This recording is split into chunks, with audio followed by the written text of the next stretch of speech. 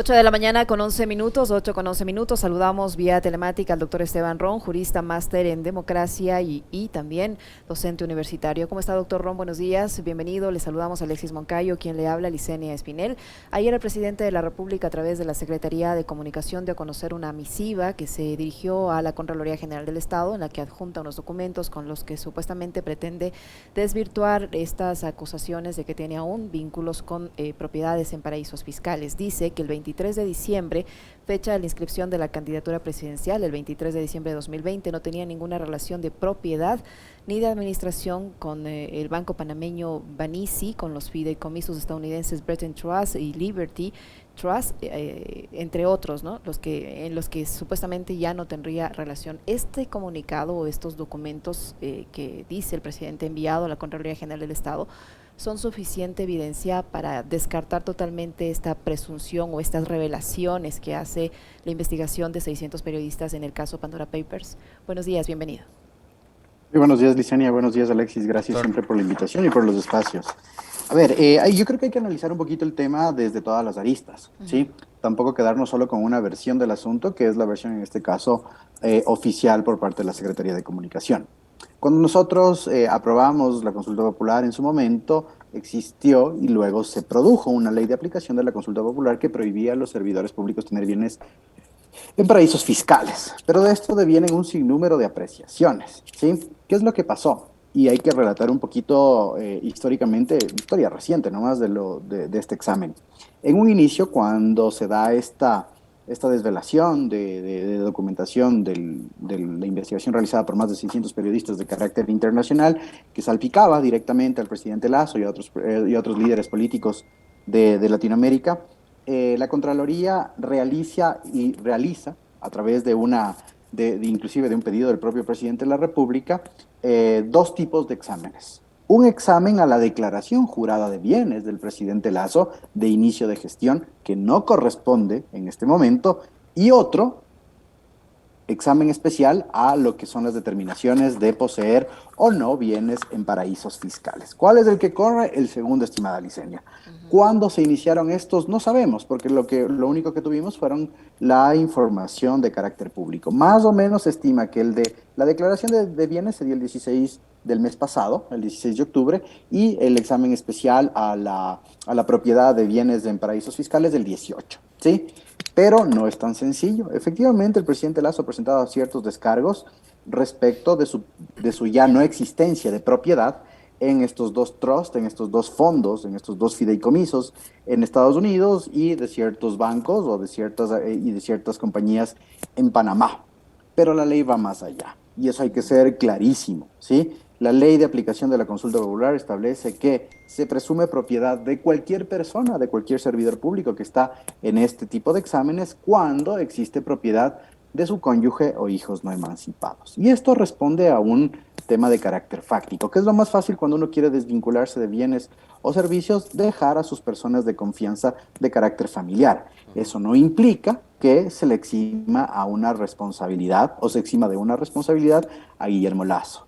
Los papeles y los documentos de descargo que ha presentado Guillermo Lazo para efectos de este examen no sabemos si son suficientes o no. En la misiva que señala la Secretaría Inclusive de Comunicación, se establece que con eso sería totalmente desvinculado de esa propiedad. Pero ojo, que se presume que también sus hijos no emancipados, no creo que Guillermo Lazo tenga todavía hijos no emancipados porque todos son mayores de edad, pero sí de su cónyuge podrían tener implicaciones.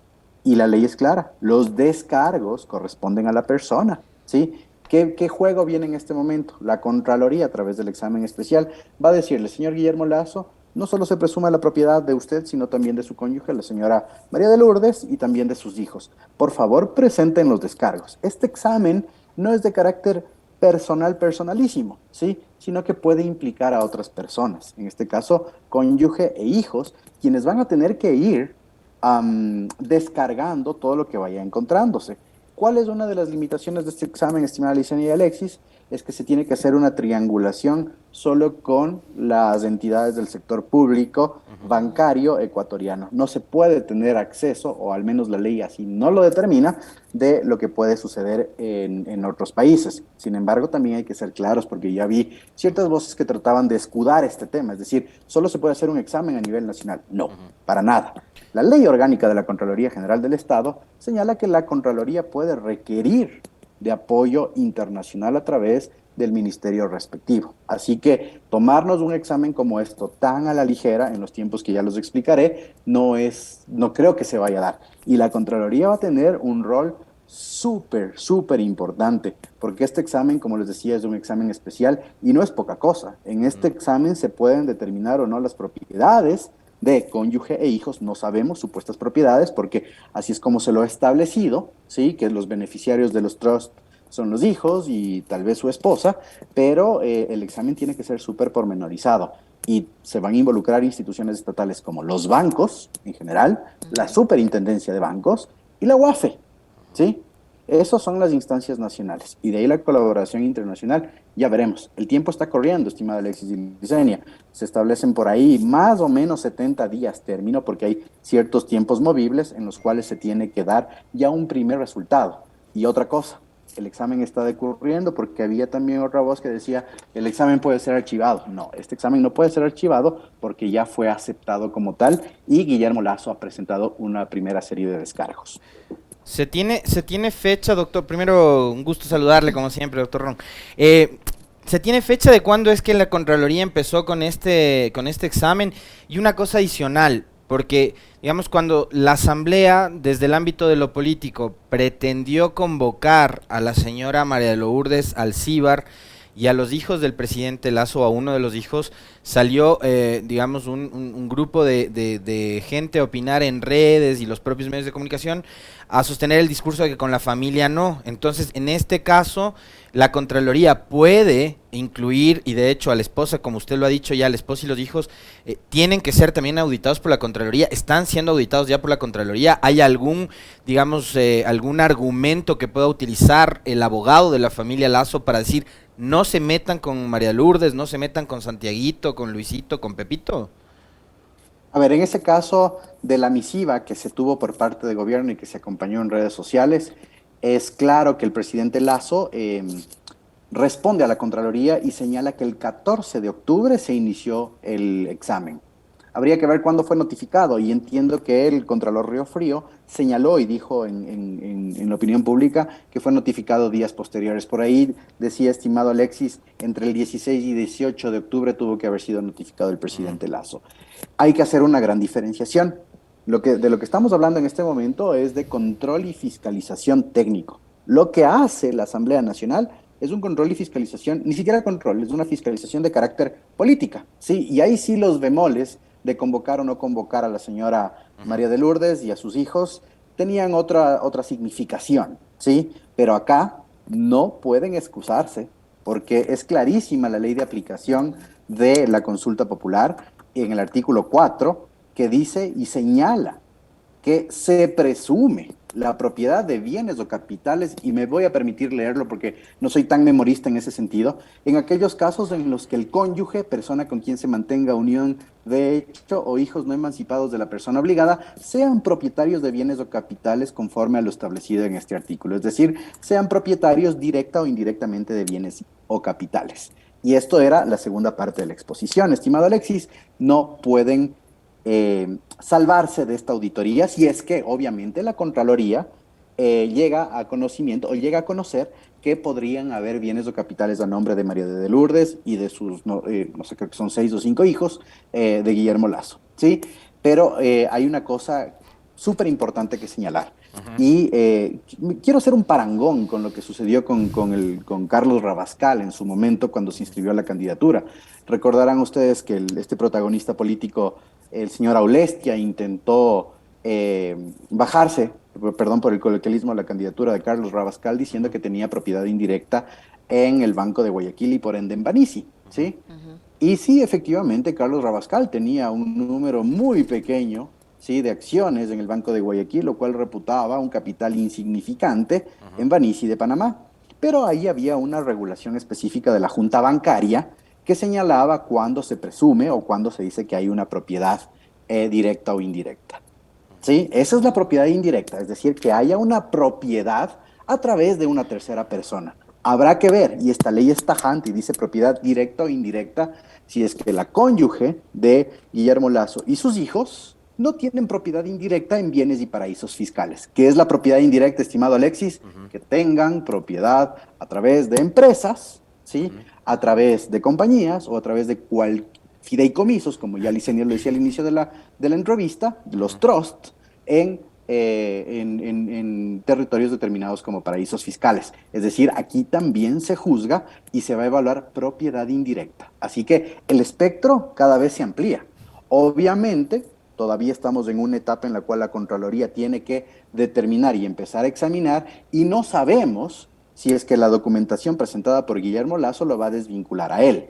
¿Qué juego viene en este momento, Alexis? En cualquier examen especial de la Contraloría va a empezar a requerir información, en este caso al auditado o a su cónyuge o hijos no emancipados, y ellos tendrán que ir presentando descargos, ¿sí? En su momento, yo también fui servidor público y tuve apenas un examen de la Contraloría, entonces no fui requerido de descargos, pero hay el flujo de información. La Contraloría pregunta, la persona auditada responde en una primera etapa, y después de esto tendrá que haber un informe borrador y determinar si es que específicamente existe, no la destitución todavía, existe propiedad directa o indirecta de cónyuge o hijos no emancipados. Y después de eso, pues aplicar lo que esta ley mismo sanciona, que la máxima autoridad de la Contraloría podría destituir al funcionario, entiéndase presidente de la República, de su cargo por incumplimiento de esta ley. Ese es más o menos el resumen que se puede dar. Lo importante, propiedad directa o indirecta, estimado Alexis.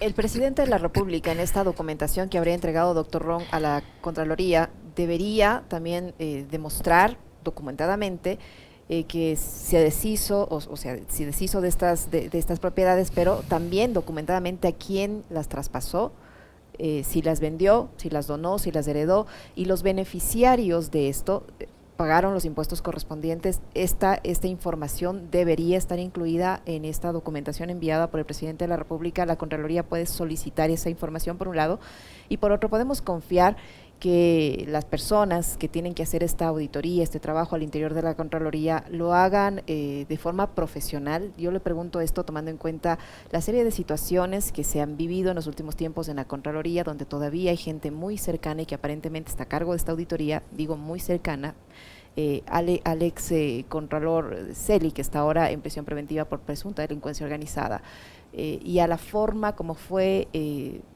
puesto en el cargo el actual Contralor del Estado. O sea, hay las dudas, o podemos tener la garantía de que estas personas actúen de forma profesional y cumplan con su trabajo al interior de la Contraloría y hagan una investigación.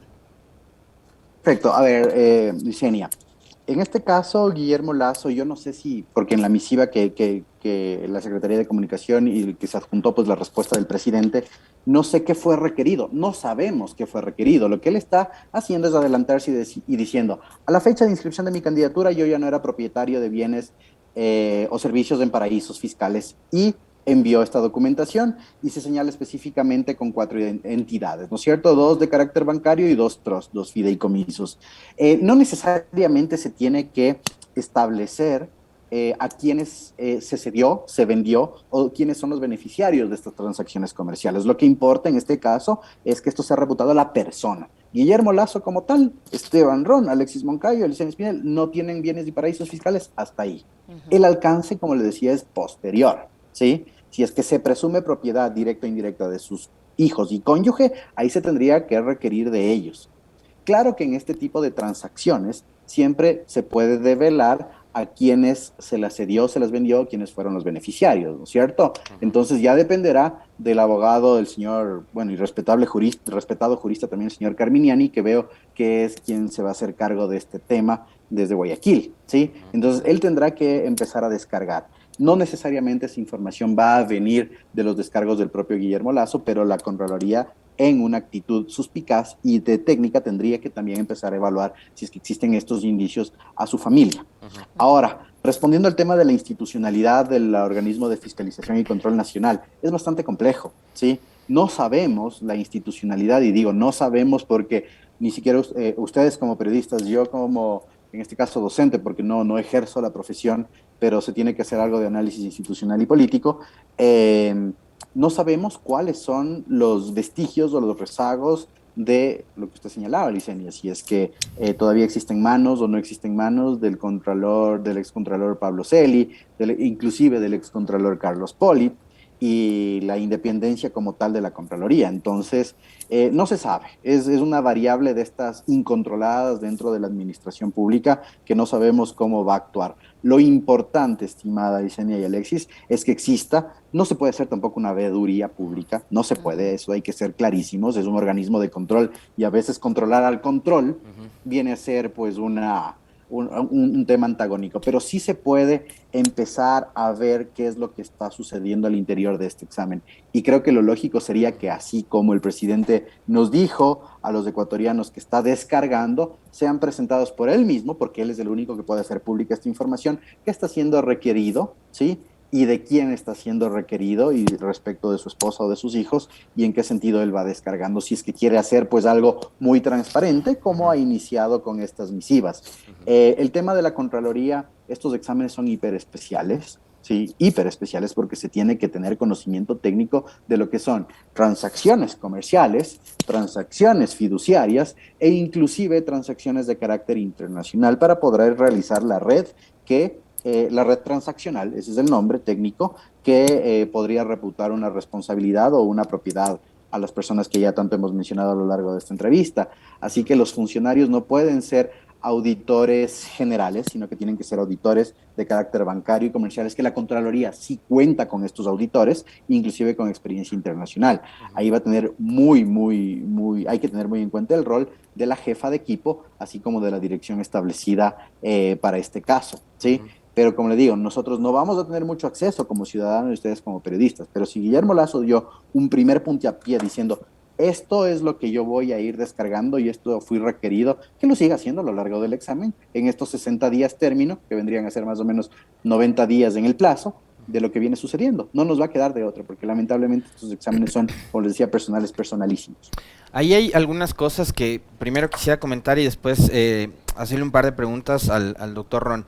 La una, me quedó sonando un comentario de nuestro invitado anterior, de Virgilio Hernández, que mencionaba que hay, digamos, rumores a nivel político de que el doctor Carminiani sería parte de quienes están redactando, construyendo el informe de Contraloría, lo cual sería gravísimo, ¿no? Pero eso está, digamos, al nivel de un rumor, y así lo dijo, son rumores en pasillos de la Asamblea, por un lado. Por otro, digamos, podría ser un mal síntoma, por lo que acaba de decir el doctor Ron, que, por ejemplo, la Contraloría no pida asistencia internacional, ¿no es cierto? Y diga, me quedo con lo que ha dicho el presidente y no pida asistencia a sus pares de otros países, ¿no? Estados Unidos, Panamá, donde tenga las inversiones el presidente Lazo. Por un lado, quisiera un comentario sobre eso, doctor. ¿Cuál sería la lectura si es que Contraloría se queda conforme con la información que ha dado Lazo? Y por otro, le quiero trasladar una pregunta de un oyente, y es... al pacto ético que está en vigencia a partir de la consulta del 17, tienen que también, digamos, les afecta, les llega, les alcanza a funcionarios como ministros, secretarios de Estado, embajadores, porque también, digamos, en el entorno del presidente Lazo hay gente que tiene sus inversiones o aparentemente tendría sus inversiones afuera en paraísos fiscales. ¿El pacto ético también alcanza ese nivel de funcionarios? Ok, gracias Alexis, son excelentes todas las preguntas, ¿no? El tema del carácter internacional, ya hemos visto que la Contraloría previamente, así como la Fiscalía, cuentan con convenios de cooperación de carácter internacional. Y al menos después de terminado el examen en los componentes nacionales con el sistema bancario, se debería tratar de exigir información. Pero ojo Alexis, esto es prerrogativa de la Contraloría. Es decir, si del examen de carácter nacional se sospecha que algo puede haber de carácter internacional, ahí debería activar. Eso sí, hay que ser respetuosos y objetivos en la secuencia de actos que podrían darse. Las apreciaciones del doctor Hernández, pues, sí, como tú bien lo señalas, son rumores de pasillo. Yo no trabajo en la asamblea ni tengo cercanía con ninguno de los asambleístas o asesores, tal vez amistades por ahí, pero no he escuchado de esto, ¿no? Sería gravísimo que se ponga en tela de duda la imparcialidad y la tecnicidad de ese informe al señalar que el propio abogado del presidente está trabajando con la Contraloría para la elaboración de ese informe. Nos podremos dar cuenta si es que lo hacen público, porque los informes de Contraloría en este caso tienen que ser, como les decía, eminentemente técnicos y seguir dos cosas, una secuencia lógica y una motivación con todos los elementos que determinen una responsabilidad. Cuando yo he defendido a personas de exámenes de Contraloría, lo principal es atacar a la motivación de los informes. Con eso les digo todo, ¿sí? Los informes son muy carentes de motivación y la forma de descargar es a la motivación, a la secuencia lógica y a la imputación objetiva que en este caso tendría que haber respecto de una propiedad. Eso es lo más complicado de realizar por parte del equipo. Ya veremos la experticia y ya veremos el direccionamiento si es que esto se hace público. El tema del pacto ético, Alexis, es súper importante. Y hay que decir una cosa, el artículo 1 de la ley de aplicación de la consulta popular establece que las personas que ostentan una dignidad de elección popular están sujetas a este control. Las personas que son consideradas además como servidores y servidoras públicas en los términos que la Constitución y la ley lo determina, es decir, a las personas que son de libre nombramiento, pero también de carrera. Y finalmente, a las personas que son candidatas. Existen obviamente, ciertas excepciones que tienen que ver con la lógica, como tú señalabas, del servicio exterior. Y la propia ley, nuevamente, estimado Alexis, establece ciertas excepciones. Y en este caso, habla de los funcionarios del servicio en el exterior, para ponerte un ejemplo, que desarrollen una misión en una jurisdicción diferente. Y es muy normal esto, ¿no? Imagínate que exista, y por ley, además del servicio público exterior y la ley la ley que rige el tema de la actividad consular establece que los funcionarios, inclusive para temas de fiscalización, tienen que abrir una cuenta en los países en los cuales están ejerciendo pues su misión diplomática, ¿sí? También pues hay otras excepciones que tienen que ver con becarios, que es lógico que sean estudiantes, becarios o funcionarios que estén fuera del país. Y obviamente a los asambleístas que están o que están en representación de las circunscripciones especiales del exterior, porque se entiende que ellos vivieron fuera del país y muchas veces pues dentro de las jurisdicciones donde ellos ejercen es preferible tener sus cuentas fuera de los países, como siempre ha sido Panamá es el caso, ¿no? Y hasta ahí, Alexis, las excepciones, es decir, que los funcionarios de libre nombramiento y en este caso del jerárquico superior que ejercen cargos de representación alta, hablemos de el gabinete ministerial o las carteras de Estado a través de subsecretarías, también inclusive se les exige esto, ¿no? A través de declaración juramentada. Te pongo un ejemplo mucho más sencillo. Como te digo, yo no niego jamás que fui servidor público, y mientras ejercí el servicio público, anualmente, o cuando iniciaba o era cambiado de cargo, tenía que presentar mi declaración juramentada de no tener bienes y capitales en paraísos fiscales, ¿sí? Entonces eso ya viene a lo posterior. Y todos los servidores públicos que inician o iniciaron carrera, o los que son nombrados y fueron nombrados en el periodo de Guillermo Lazo, desde el 24 de mayo, también de ley fueron requeridos de esta declaración. Así como tú declaras, estimado Alexis, para iniciar una gestión en la Contraloría, es decir, haces tu declaración de bienes a la par. La institución te exige que pongas esta declaración de que no tienes bienes en paraísos fiscales. Te pongo otro ejemplo. El caso de Juan Carlos Holguín, ¿sí? Se rumoró mucho de que Juan Carlos Holguín no tenía bienes, bueno, de su actividad económica, que obviamente es internacional, por las representaciones futbolísticas de carácter internacional, iba a tener pues bienes o capitales en paraísos fiscales. Y por eso él no entra en una nómina regular de la presidencia de la República, sino es un representante de honorem, ¿sí? Ese tipo de cosas tienen que ser consideradas, pero todos los servidores públicos de cualquier escala son fiscalizables de esto. ¿Y cuál es el delito pero en fue este caso? candidato en el 2019 alcalde de Quito y ya estaba en vigencia el pacto ético desde la consulta del 17. Así es. ¿Y ¿Y qué pasó dónde ahí? estuvo ahí? Ahí es diferente, ahí viene el tema de cargos y descargos. Ah, ya. Si es que se tenía evidencia, más o menos, por eso me gusta ejemplificar siempre, Alexis, con el caso de Carlos Rabascal. Si Ujú, se tenía evidencia de ujú. que Juan Carlos Holguín tenía bienes o capitales en paraísos fiscales, las personas o sus adversarios tenían que haber impugnado su candidatura ante las instancias correspondientes, ¿sí? Y ahí se entiende que se hace el control y fiscalización, pero ojo, si es que Juan Carlos Holguín hubiese sido electo como alcalde de la ciudad, de ley iba a suceder este tema de la fiscalización posterior, ¿no? Pero porque uno no en el ámbito electoral, que ahí sí te puedo hablar con más experiencia, Ujú, en el ámbito electoral es un tema de cargo y descargo, pero eso no ujú. merma la responsabilidad del candidato que luego es electo y sigue incumpliendo esta norma, porque puede ser destituido. Doctor Ron, para finalizar, en el marco de esta investigación y la presentación de este informe se ha creado en el gobierno esta versión de que detrás del mismo hay unos intentos de desestabilizar al gobierno nacional y en ese sentido la ministra de Gobierno dijo que se van a utilizar todos los recursos legales y constitucionales en contra de quienes quieren, aparentemente, según la visión que tiene el gobierno por este informe de carácter político que ni siquiera ha llegado a conocimiento del Pleno, en contra de quienes quieren desestabilizar al régimen. ¿Cuáles son esos recursos y cuál es el delito en este caso por haber aprobado un informe a través de una comisión que le concedió la misma Asamblea Nacional con más de 100 votos la labor de investigar este tema? Yo creo que son declaraciones exacerbadas de la ministra Vela, estimada Licenia. Exacerbadas, no quiero decir de desconocimiento porque es colega en el ámbito del derecho, sí, exacerbadas y creo que mal asesoradas por parte de sus departamentos correspondientes, pero yo fui muy crítico de eso y también decía, ¿cuáles son estas herramientas? La una es trabar al sistema de administración de justicia, fiscalización y control a través de mecanismos constitucionales como acciones de protección o denuncias, ¿sí? En el ámbito penal de quienes están ejerciendo una labor.